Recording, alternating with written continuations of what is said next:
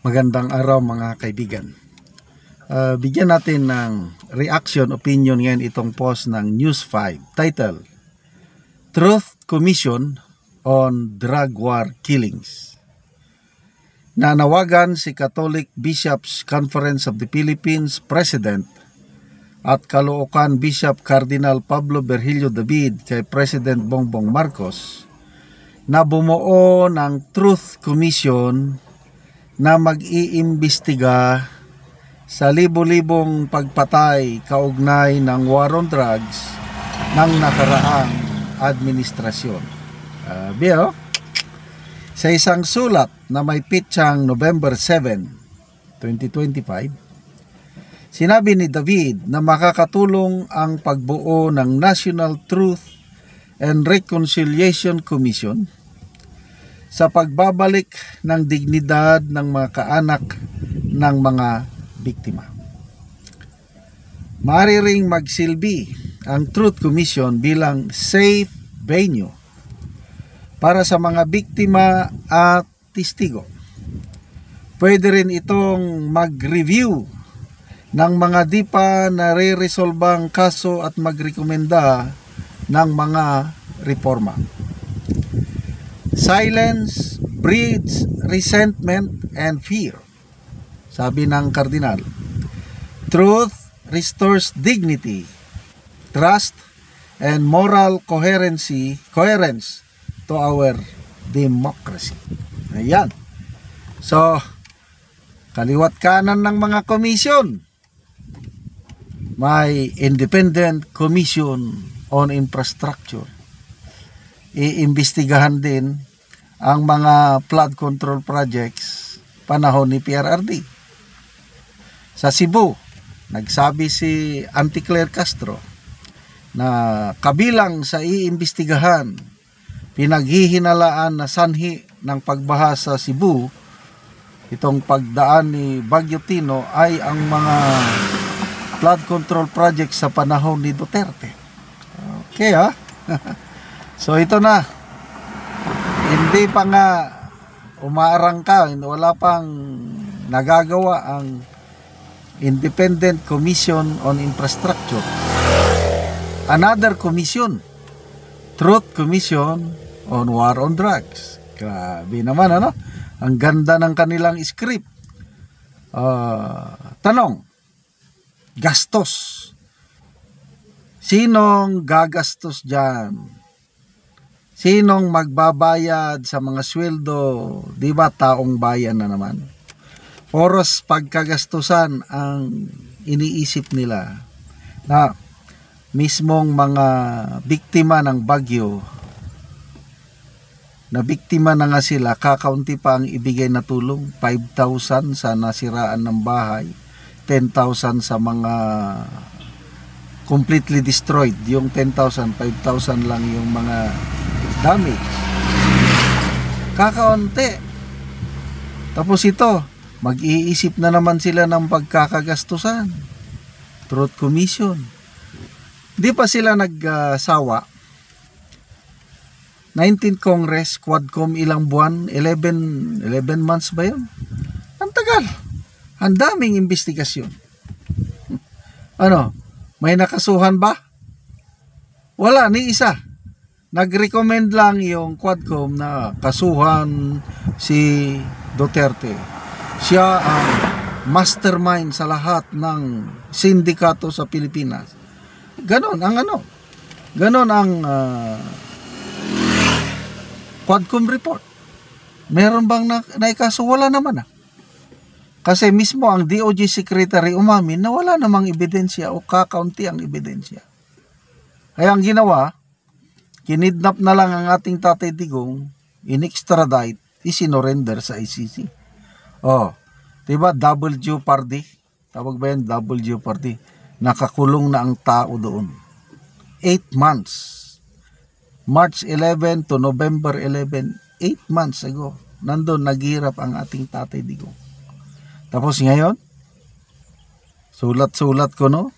I-stick to the plan, stick to the script para sirain nila ng todo ang mga Duterte. Binabanggit nila mga kamag-anak ko no, biktima ng AJK. Mga ilan lang yan.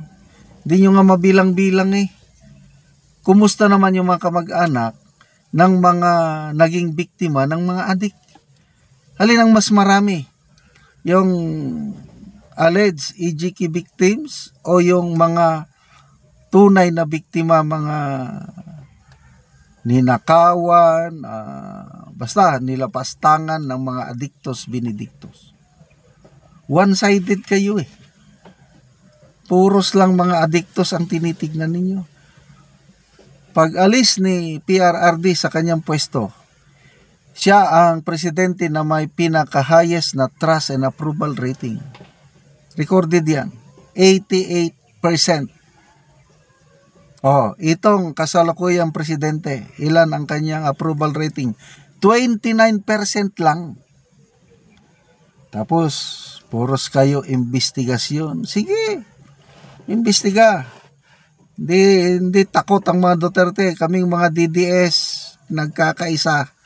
Susuportahan namin ang mga Duterte dahil naramdaman namin ang pagmamahal ng Duterte sa taong bayan. Hindi naman perpekto ang administrasyong Duterte, kailang maraming nagawa. Kumpara ngayon, halos wala. Dito sa Mindanao, sa aming farm sa Bukidnon, ang daming napakalsadahan. Pag alis ni Digong, Tatay Digong, pag upo nito, halos wala na. Yung nasimulan ni Tatay Digong noon, nandun na ang tulay, tuloy na lang sana ang kalsada, simintuhin, wala na, nakatiwangwang na. Kasi ang mga pundo sana na para sa mga infrastruktura, ginamit para sa flood control projects. Ginamit para sa pang-ayuda. Kasi kailangan nila ng boto panahon ng itong midterm election. Ayun. So, nakakaumay. Itong, balik tayo dito sa obispo, cardinal. We are considered, we are called the only Christian country in Asia. Tapos, Christian country, tagasunod ni Jesucristo, tinaguri ang talamak ang korupsyon. Di ba kayo nahiya, mga church leaders? Turuan nyo ang inyong mga miyembro na maging honest, maging matapat, ng good governance. Yun ang trabaho ng mga church leaders. Nagsimba ako kahapon, isang senior pastor, nananawagan righteousness. Because kung totoong nananampalataya tayo kay Kristo, dapat gagawa tayo ng mabuti, hindi yung magnakaw. Ganon ang sermon ng senior pastor. Dapat ganon ang gawin ng mga religious leaders, hindi yung makisawsaw sa politika. Salamat mga kaibigan sa inyong pagsubaybay sa ating channel. Nakakatulong kayo ng malaki sa tribong Talanding ng Bukidnon dahil ang income natin sa channel is pantulong po sa tribo. Namimigay tayo ngayon ng livelihood assistance, nagpapatanim ng saging lakatan at Arabica coffee. Panoorin nyo ang video na ito. Sa maing buntag, live ta karon diri sa kape ni Tatay Marinaw kay mag-aabono siya tay nagtulo na ka bulan ang iyang kape. So mag-aabono si Tatay og well grow, tulo ka bangag, tag isa ka kutsara. So estimate lang niya ang tag isa ka kutsara nga well grow. Mo talikod tatakagin nagtap.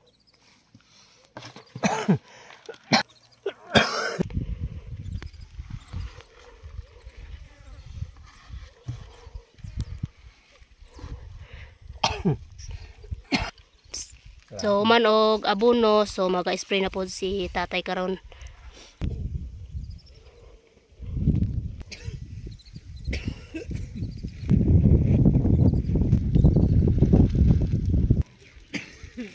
So 30 ni sila ka pamilya ang nakatanom og kape, so nagabat og 16,900 ka sidling.